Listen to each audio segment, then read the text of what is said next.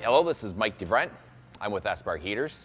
Today we're here to talk about a little bit of troubleshooting on a ceramic igniter, an atomizer screen, a ventilation hole, and how to get that igniter out without breaking it.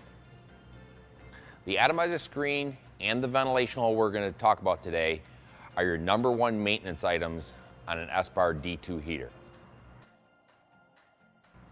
The symptoms of an atomizer screen are when a heater smokes and starts and the smoke goes away. You must replace the atomizer screen, you must clean the ventilation hole.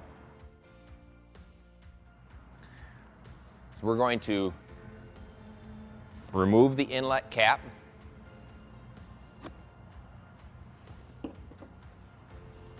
There are 2 tabs on the inlet side of the hood. Release those 2 tabs to remove the hood. You need to remove the screw from the ECU, which is a Torx T20.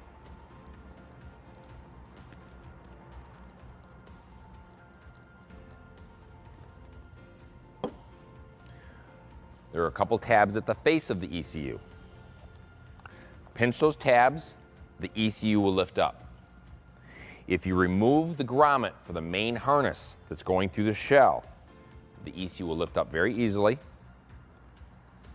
You're lifting the ECU up in order to unplug the igniter. At this point in time, you can just lay the ECU off to the side. You need to roll the boot. Do not pull the boot. Roll the boot off and push it down the wires.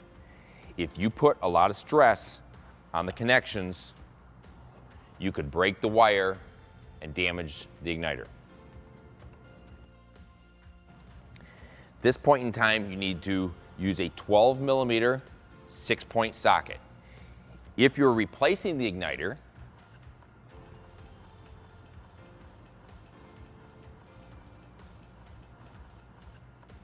in this kit, you'll find 2 parts. You will find the new igniter and a stamped steel socket. The socket is only to be used for snugging the igniter back in, not to remove. If the igniter comes out a little tough, it can spread and still break the wires on your igniter. So get a 12mm 6-point deep well with a slot. It's a 12mm O2 sensor socket.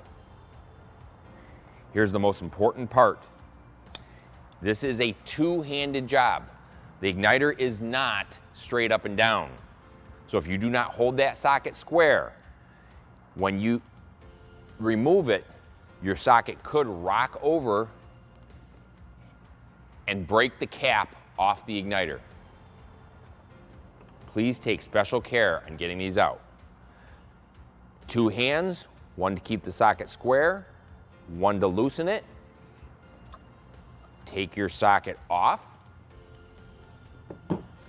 Your igniter should turn out at that point in time. And remove.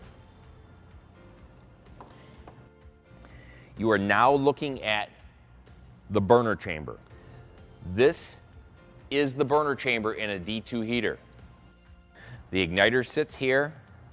The most important part for the heater startability is the ventilation hole. The ventilation hole is where 100% of the combustion air that starts this heater goes through. That is your #1 startability issue, is the hole gets plugged. You must clean the hole. That takes a 90-degree pick to go down in the hole, wiggle it around. The hole is at the base of the threads from the igniter. So you clean the hole, nothing more than wiggling it. Pull this out. Now you have to get the old atomizer screen out. What you're going to do, because it's just pressed in there, get between the atomizer screen and the wall of the chamber. You are going to break it free by gouging down in to break it free all the way around the atomizer screen. It is just pressed in there.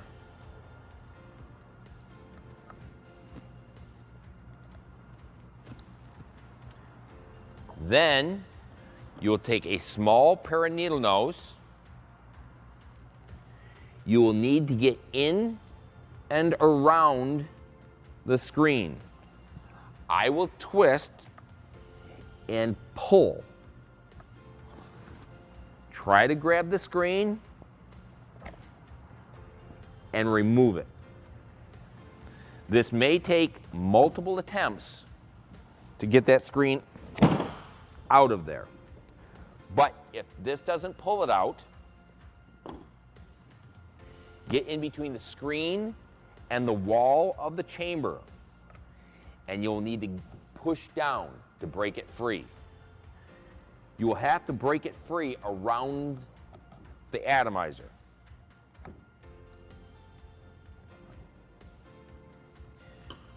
Once it's broken free, you will need a small pair of needle nose pliers. Get in and around it. I tend to twist and pull. The screen will come out, but they are not reusable.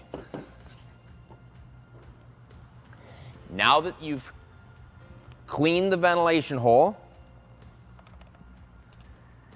you've gotten the old screen out, you should take a small brass bore brush and clean below where the atomizer screen sits. What you're seeing here at the base where the atomizer screen is sitting in here, there's a little indentation down in there. You cannot see in that indentation, so you must just clean it. If there are additives building up in your burner chamber over long periods of time, it can build a crust right here, and that is where the pilot flame starts. So I'll run it down past that point, in and out once or twice, and that's all you need to do. The atomizer screen kit comes with an insertion tool. The atomizer screen has a set of pinch welds. The pinch welds must be faced away from the fuel line, away from the combustion air hole. So they need to go to the inboard side. I will set my atomizer screen on my tool, face the pinch welds to the inside. You must press this down to set the depth. If you do not set the depth, your heater will not start. Once you've set the depth, you take your igniter, you slide it back in. You should be able to hand tighten it up.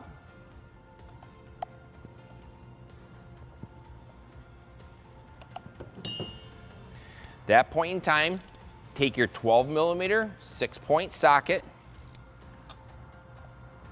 and it snugs in there.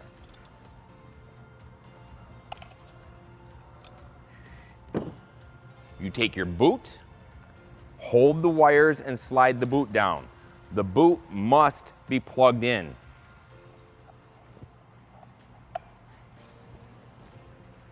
Now, to put your ECU back on, make sure that your wires did not come unplugged.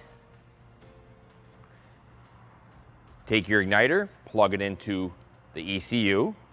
There is a tab that the wires tuck behind that helps keep them out of the way for installation.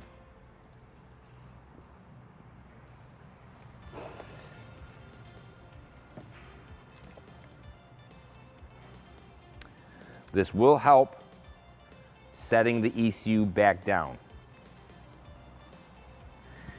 Now, I slide the ECU back on. The tabs clip into place. My grommet slides back into the shell. My screw is put back into the ECU to hold it down.